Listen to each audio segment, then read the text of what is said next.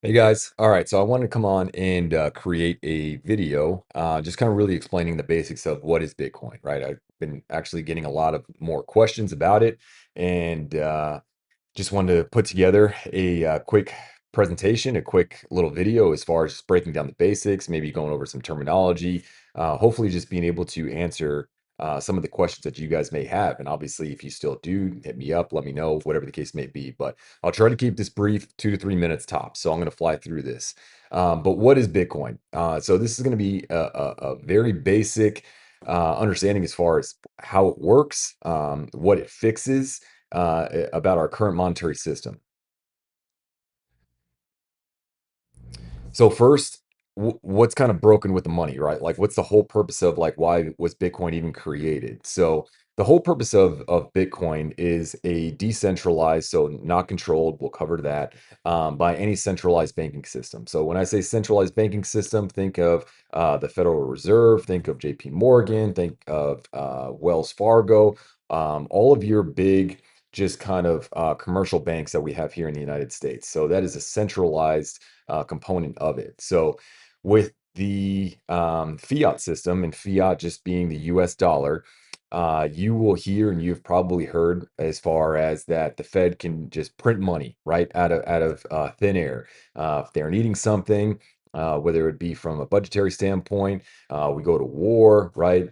Depending upon if there's natural disasters, there's a whole slew of reasons why we can print money. Um, so if something can be printed in infinite amounts, what that does is that devalues that currency, right? If we're just needing if we're needing more money or we're needing more liquidity into the system, okay, we just turn on the printer and literally just put more dollars into the system. So it's kind of like, okay, well, it starts to bear the question, well, what value does the dollar really have if we could just print infinite amounts of it? So that is kind of the first initial task as far as the purpose of Bitcoin is it cannot be printed. And again, we'll touch on that.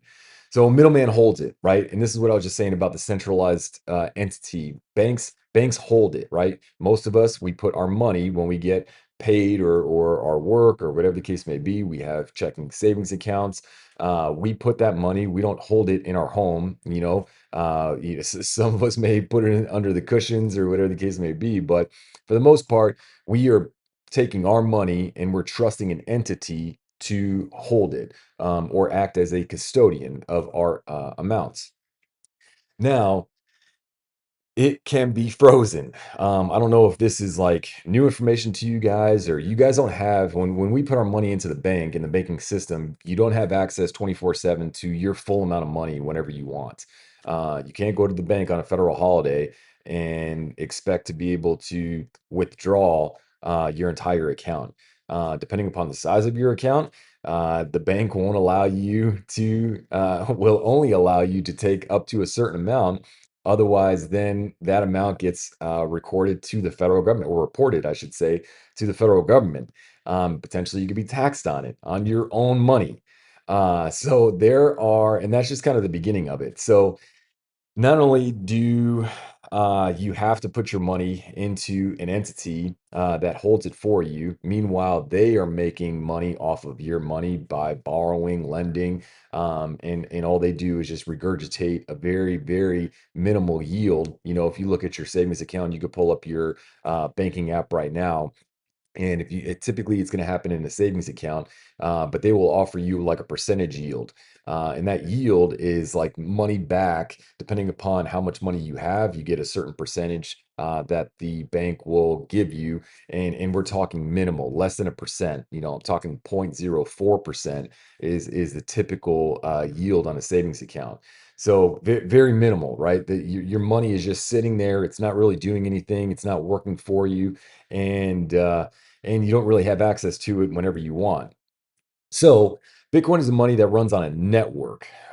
Think of a computer network, not a bank. Okay. Instead of one company keeping the record of who owns what, There are thousands of computers. There's probably now hundreds of thousands of computers, to be honest with you, that keep the same record together. There is no single entity that controls Bitcoin. There's not one person, not even the president, has authority as far as being able to change Bitcoin's code, its infrastructure, its network, its node, its blockchain, the transactions. Nobody has power or entity over it. That's the whole point. So obviously, the question, how do thousands of strangers agree on one shared truth? There's three pieces. Everything is going to be measurable, validated, and verified. So you have a ledger, and I'll go over this, blocks and mining. So it's a shared public list on every transaction. Okay. In layman's terms, this already exists in our current banking system. I want you to think of Venmo. I want you to think of PayPal. I want you to think of Zelle. Any entity where we exchange funds to one another. And if we're paying for meals at the firehouse and we're giving guys money, there is it looks to be almost like a social component, right? You log into Venmo, you log into PayPal. I'm going to send money over to Bob, and you make a little note. Hey, what is this for? It's public, right? If we're friends on that app, or we have shared contacts, I could see who the amount that you're sending, and then who you're sending to. What you don't see, right? It's not going to share my personal bank account information, right? It's not going to show how much money I have in my account, or it's not going to show the amount of money of whom I'm sending to their money, like how much they're holding in their account. All this is just a public verifiable ledger that shows that those transactions and that currency, that Bitcoin, in this instance, exists and is verified. So don't overthink this, to be honest with you. And the big thing is that shared notebook is just called the blockchain. Okay, so think of it as just like the blockchain is where every single transaction is where it's held and occurred on Bitcoin. So those transactions, they get bundled into what's called blocks, chained in order. So again, going back to the Venmo or the PayPal example, just imagine if, like, let's say the first 100 of those transactions, they are bundled together and they are comprised of a block. On Bitcoin and crypto, the whole premise is those transactions and Bitcoin is mined in blocks every 10 minutes. Okay. Yeah, I'm not going to go into why or the justifications or because that is probably, well, it is definitely for a lot more of an advanced video. And again, this is just covering the basics. So the whole purpose of that ledger, the ledger and holding a node, again, that notebook that I was talking about, has every single transaction that ever occurred since the beginning of Bitcoin. Okay. The whole purpose of this is verifiable and accounting information, right? Because what this solves is there's never going to be an issue as far as, well, okay, how much Bitcoin really exists? And I have a slide on here for it. Um, but for those people who are invested in potentially like metals like gold, right? I'm sure you've heard of Fort Knox. There's a big thing as far as like, okay, well, how much gold is actually stored, or how much gold does the US actually have? How much can it be accounted for? And then you run into problems sometimes is like counterfeit gold, right? It can be mixed with other metals to make it way more. Depending upon, you can have counterfeit testers even. So whatever type of metal that you're testing can show that it is real gold. There's a lot of questions, right? It's not an absolute. You can't. It's very, very hard to verify.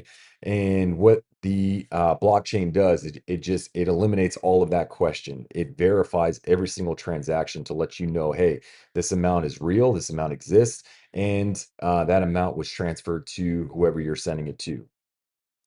So adding a block takes real work. I may do something as far as another video that kind of explains a lot more of this, just because for our line of work, Bitcoin is built on what's called proof of work. So in it's as simple as that. It's the energy that it costs to mine Bitcoin is where all the computers come in, right? So that's the whole point as far as the energy infrastructure, right? All of these computers. what they are doing, what those computers are actually doing is the energy and the electricity that it spools up to solve a mathematical equation every 10 minutes in order to mine Bitcoin.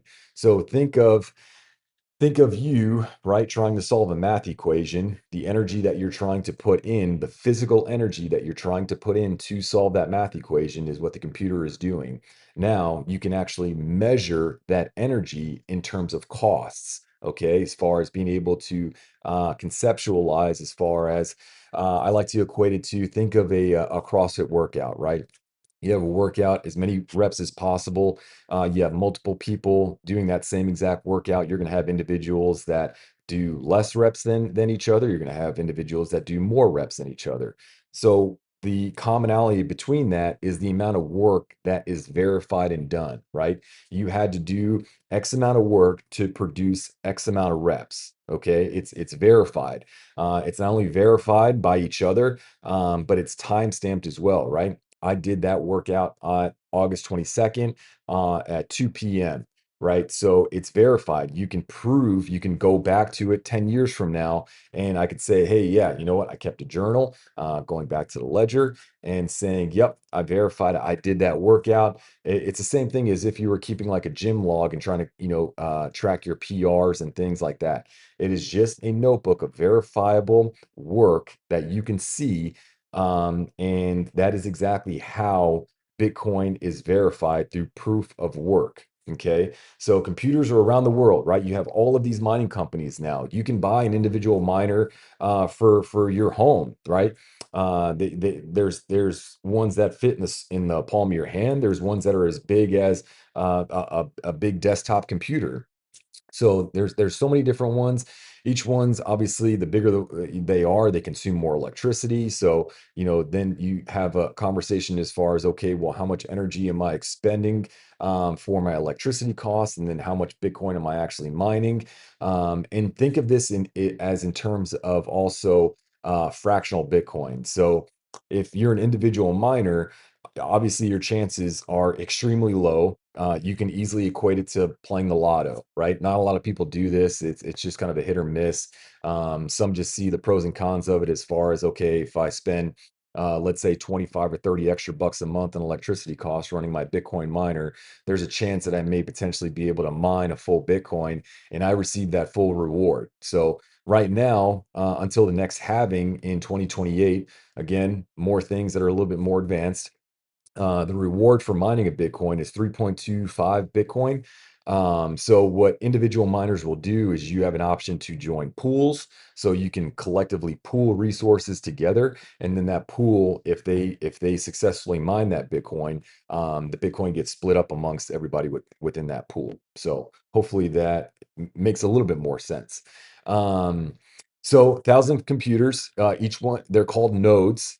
You can run a node yourself, and all a node is um, it is pretty much just you running on your computer the entire Bitcoin ledger going back to its existence, 2010 or 2008, technically, I think it is. So there is, as long as nodes exist and you can run one as an individual, then one, there's pros and cons to running your own node as well. Again, probably a little bit more advanced, but it is, again, the biggest thing is it's not controlled by a central entity or one bank. The government doesn't control this.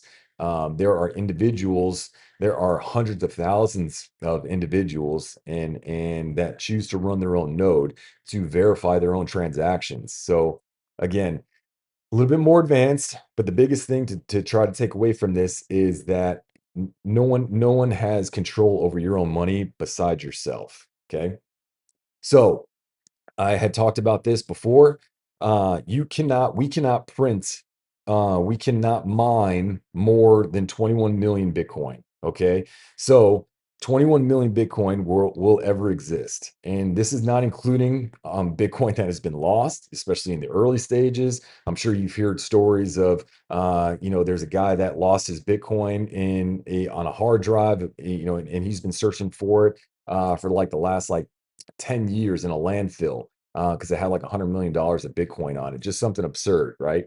Or you may have heard the story, when it first came out, as far as there was an individual that offered 10,000 Bitcoin for somebody to bring him a pizza pie. And it's just something ridiculous, right? That it's like, will probably go down as like the most just idiotic financial transaction known to man, right? As far as like, obviously, once the price of Bitcoin continues to rise and will continue to rise. So the the what this solves in terms of a fiat problem is what I was talking about before, that the government can't come and say, hey, we need X amount more money. We're just going to print more money, right?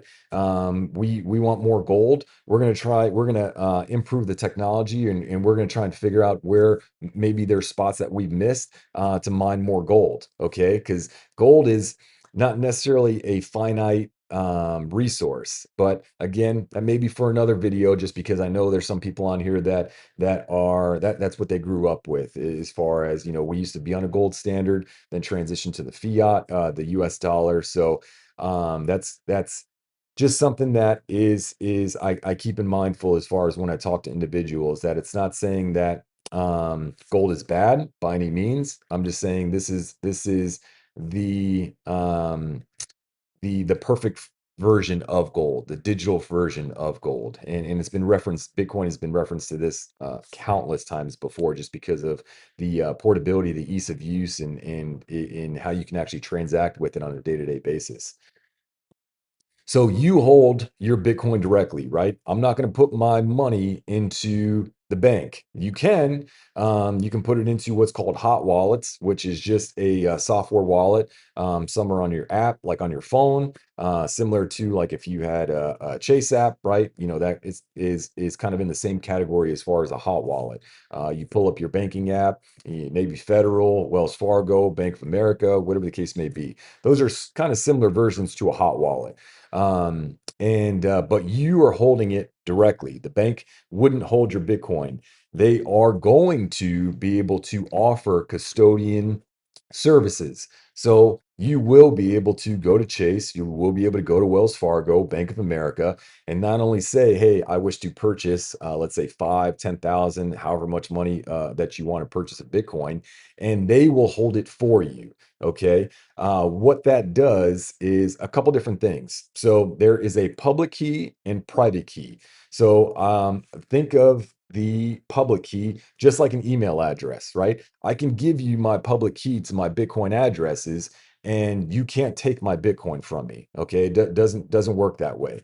It's almost just like a routing number for bank account information, right? Routing numbers are public information just based upon the state that you live in. I can tell you everybody's routing number that lives in the state of Arizona or any other, United States state. So the private key, think of this as like your PIN number. Now, instead of a 4-digit PIN number for your debit card, now you can choose up to 12 words, 24 words randomly. And again, now that's another thing as far as the choosing like the randomness of it. They call it entropy. There's a lot of different methods as far as being able to generate those words to increase the randomness. So there's, even when you get into quantum computing, if you guys have heard that, oh, Bitcoin is at risk, once quantum computing gets to the level that it can crack Bitcoin wallets, it it it it's really almost damn near impossible, to be honest with you.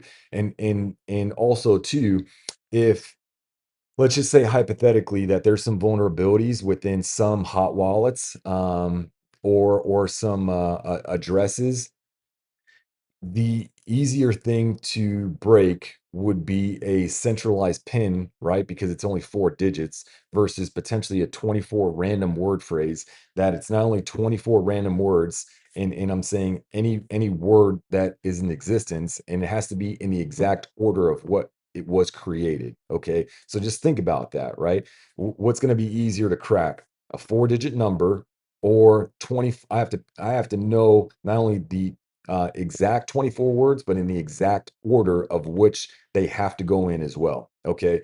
So just to kind of give you guys just the difference as far as like what a public key is and then what your private keys are. And then you could spread your private keys. They call it multi-signature, just to even further protect you and your assets. That if somebody did get your private key just by chance, right? Let's say you had written it down, it's in your safe, whatever. You can have multi-signature, where even if they have one set of private keys, it's not going to matter because your private keys require you to have maybe two of three sets, right? You have to have two sets of private keys versus just one private key. So a lot of different avenues as far as being able to increase the security of your assets as well there. Okay. So, what does Bitcoin actually fix? Why would I invest and put my money into this, especially when it is extremely volatile? First, it is still extremely early, guys, okay, with this whole thing. One, I'm never going to tell you, hey, you should do X, Y, or Z with your money, right? It is not my position to be able to tell another man or a woman, hey, this is how you should spend your money. All this is just letting you know and educating as far as what the purpose of it is behind it, right? Bitcoin fixes traditional money because the supply can grow endlessly through our current US dollar system, right? We just surpassed $40 trillion in our US debt system. Okay. And when you get some time, really try to think about what $1 trillion, just $1 trillion means. Okay. Um, Also, a middleman has to exist. Banks have to exist. Okay. It can be frozen, it could be reversed. You won't have access to it all the time. If you ever, the next time that you go to your ATM, just look at the top of your ATM and saying that the money that is at this bank is trusted and insured by the full faith of the US government. Okay. That that doesn't mean shit. You know what I'm saying? As the currency starts to degrade, that it turns into like an IOU. Okay. So just start to think about some of the things that you see on a day-to-day basis. Hopefully, this just kind of like sparks like, hey, okay, now this is starting to make sense. I'm starting to get more of these keywords because you're going to hear this more even on local news as Bitcoin rises, which is going to do. You're going to hear more and more and more of this. I promise you. And also too, like for an individual person really that may not have a very large bank account or doesn't do maybe business internationally, um, I can see why this is like, yeah, you know what? I don't want to necessarily take the risk, or I'm okay. Maybe I'm a little bit later in life, and it's something that I necessarily don't want to learn. This has been fine for me over the last 40 years or 50 years or whatever the case may be. I'm okay with my money being devalued based upon inflation, right? The cost of inflation rising 4 to 7% every single year. Maybe I'm okay with that just because like it's uncomfortable doing something new, right? And just in life. So, but with Bitcoin, again, it's capped at 21 million forever. You'll never be, there's not going to be a Bitcoin 2 or another version of Bitcoin. Bitcoin is the absolute. Okay, that is the foundation of which crypto exists, right? That's why I prefer investing in just Bitcoin versus some of these other, they call them altcoins, right? Alternative coins. And you'll hear of these of like XRP, Solana, Ethereum, Zcash. Each alternative coin has its own utility, right? There's businesses, there's entities that may use that just because of instead of having your transaction bundled in 10-minute increments. So think of like you going to the grocery store and you swipe your debit card. You don't want to wait at the register for 10 minutes before your transaction is verified, right? So there's some applications, there's some uses of other alternative coins, but again, everything is still based on the foundational layer of Bitcoin. Okay. And you hold it directly. You have access to your funds whenever. You can take those funds wherever you want. They're unconfiscatable. Okay. You can travel with, not saying this is something that you would do, but I'm just saying you have the ability to do this. You can travel cross borders internationally with hundreds, if not thousands, of Bitcoin in your pocket, or think of it in dollars, thousands and hundreds of millions of dollars, that if you got on a plane right now and let's say you had 10 grand cash in your pocket and you were trying to go, let's say to Canada or Mexico, or you're flying overseas, they can seize customs in the other country can seize that money and you cannot do anything about it. So this protects you against it. Even and they can't do that with Bitcoin. Okay. So there's a lot more levels of protection. If you have family overseas, you need to send them money. Right now, you'd have to set up a wire transfer, right? You go through Western Union, you have to pay. It costs a lot of money. It's very slow. I can send money across to someone in Japan or Hong Kong, Australia, whatever the case may be. I can send any amount of money that I want virtually instantly for a few pennies. So that's how those transactions occur. That's why a lot of institutions are adopting Bitcoin, because it is saving them money versus being able to wait and have to send wire transfers or large amounts and having that being redirected into different bankings across the across the country, and even internationally over into Europe, because you have transfer funds from institutional banks here in the United States. If you're transferring funds, it now has to go into the central bank of whatever country you're sending it to, and then it gets dispersed into whatever commercial bank. Okay. So there's just a lot more hoops that you have to jump through. So again, this is kind of like more big picture, right? So, for really the first time, strangers across the world, if you're conducting business across the world, can agree on who owns what, with no company in the middle, right? Everything is verified again. That's the real breakthrough. Money as an open software instead of a private service. Open software, you're going to probably hear a lot as well, because this also coincides with AI. So instead of large centralized entities, Anthropic, OpenAI, Grok, Google with Gemini, Microsoft with Copilot, right? These big companies are the ones that control their AI models. Open software or open source is where people can collaboratively come together and say, hey, you know what? I see there may be vulnerabilities, or I think the network can be done a little bit better this way. It's a collaborative effort. Okay. And you don't have to go all into to even be a part of this. Okay. Just understanding, right? Educating yourself as far as what it is, what's the utility behind it, why would somebody go into this? Okay. So in short, just kind of, I know initially I said 2 3 minutes. I apologize for taking so long, but there's a lot of different avenues that you can branch off of just to be able to give you more information, because hopefully what this does is this answers some questions, and I know it's going to open up some other questions, and that's okay. But in summation, it's a public ledger of every transaction. It's bundled into blocks. It's secured by mining. It's run by a global network. It's capped at 21 million, and it's held directly by you by your own private keys. So I hope this helps, guys. I apologize for the rambling, but I wanted to get this out to you guys. Please do not hesitate to reach out to let me know if you have questions. If you need help questions setting up, or you're thinking about getting into it, potentially what you've heard of maybe some other altcoins, or maybe some hot wallets, or what servicers, whether it's Robinhood or Coinbase or Fidelity or Charles Schwab. You're going to be able to, again, be able to go to, if you're currently banking with Chase or Wells Fargo, Bank of America, whatever the case may be. Those banks are waiting for Clarity Act to pass in order to be able to have custodial efforts. So that'll be coming here pretty soon. But if you have any questions, please don't hesitate to reach out, guys. This is for you. And I'm looking forward to helping you guys out. So have a good day. We'll talk soon.